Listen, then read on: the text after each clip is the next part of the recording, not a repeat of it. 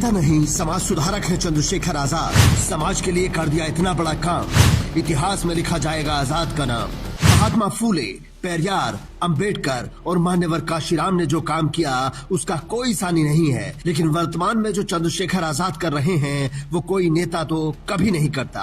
हाँ, समाज सुधारक और चिंतक जरूर करते हैं। आज इस बात को लिख कर रख लीजिए, अगर चंद्रशेखर आजाद ऐसे ही काम करते रहे तो उनके जाने के बाद आप उन्हें वैसे ही याद करोगे जैसे आज बाबा साहेब और काशीराम साहब को याद करते हो।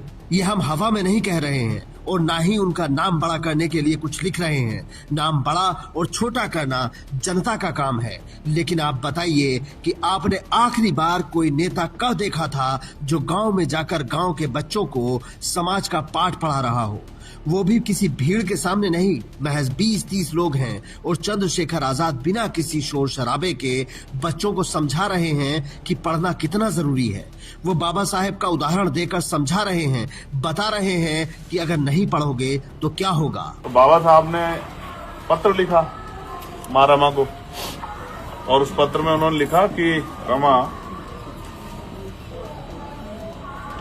जितने पैसे मेरे पास थे उनसे मैं पढ़ाई की फीस मैंने जमा कर दिया। मेरे पास इतने पैसे नहीं हैं कि मैं भरपेट भोजन भी कर सकूं, तो मैं कई दिन तो भूखा रहता हूं।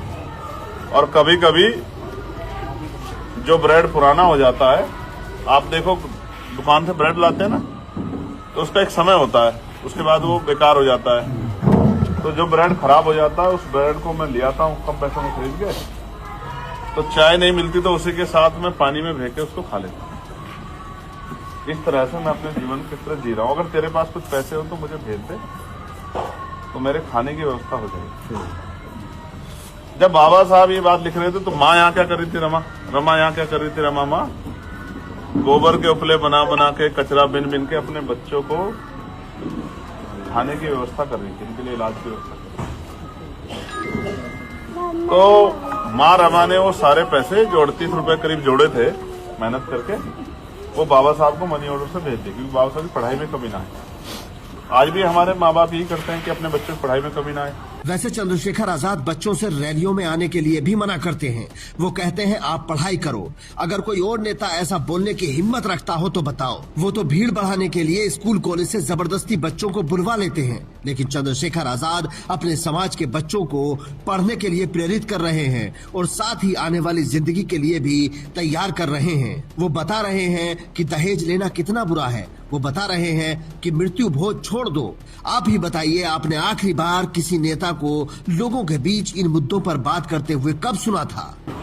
आज हमारे लोग 13वीं में, जन्मदिन पे और तमाम तरह के आयोजन पे कई सौ की संख्या में इकट्ठा होते हैं। जो सशक्त किसी ने करीब 10 मिनट का चंद्रशेखर आजाद का ये वीडियो रिकॉर्ड कर लिया, जिसे आप हमारे YouTube चैनल पर जाकर पूरा भी देख सकते हैं। लेकिन यहाँ हम आपको उनकी वो साइड दिखा रहे हैं जो कोई और आपको नहीं दिखाएगा और ना ही बताएगा। इस पूरे वीडियो में आपको कहीं नहीं लगेगा कि सामने कोई नेता बोल रहा है। अगर आप आंखें बंद करके सुनेंगे तो आपको लगेगा कोई बड़ा दार्शनिक हमें जीवन के असली दर्शन करवा रहा है। और नहीं बदलोगे तो फिर कुछ भी नहीं बदलेगा। आप मेरी बात को याद रखना, नौकरी रोजगार है नहीं, अब खत्म हो गया। नौकरी रोजगार नहीं, प्राइवेट में आपका कोई हिस्सेदारी नहीं है, तो आप आने वाले 10-15 साल में देखना आप पिछड़ चले जाओगे। जैसे एक पेड़ हरा होता है, बहुत मजबूत हो जाता है, छांव देता है, फूल देता है, फल देता है, लकड़ी देता है, फिर वो सूख जाता है। तो जो समझदार समाज होता है वो दूसरा पेड़ लगा लेता है जब देखता है भाई ये पेड़ खराब हो रहा है, भाई इसमें वो लग गई है, हिम्मत लग गई है, इसमें ये उम्र होती है हर चीज की। आपने पेड़ लगाया होगा, जैसे आप बाबूजी 72 साल के हो, कोई भी पेड़ की एक उम्र होती है ना, कि हर चीज की उम्र होती है भाई। बचपना रहता है, जवानी रहती है, बुढ़ापा आता है, तो हर चीज की एक उम्र है। तो जो पेड़ आज लगाया वो सूखेगा 20-30 साल में, 40 साल में सूख जाए, 50 में। कुछ ऐसे होते हैं जो फल नहीं देते, ज्यादा लंबे समय तक रहते हैं। जैसे पीपल है, कोई फल नहीं देता उस तरह का, तो लंबे समय रहता है। वट वृक्ष है, तमाम ऐसे वृक्ष हैं जो रहते हैं, बहुत कुछ लंबे हो जाते हैं।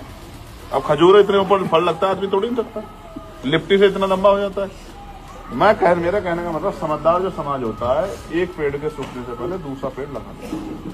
इतना पेड़ फेल देना बंद करे तो हमारा दूसरा पेड़ तैयार हो जाए। और जो बेवकूफ समाज होता है वो सूखे पेड़ से उम्मीद करता रहता है कि भाई फल आ जाए, कहाँ से आ जाएगा आप मुझे बताओ। आप समझदार लोग हैं, मैंने जो बात आपको बताई वो आपको समझ आनी चाहिए।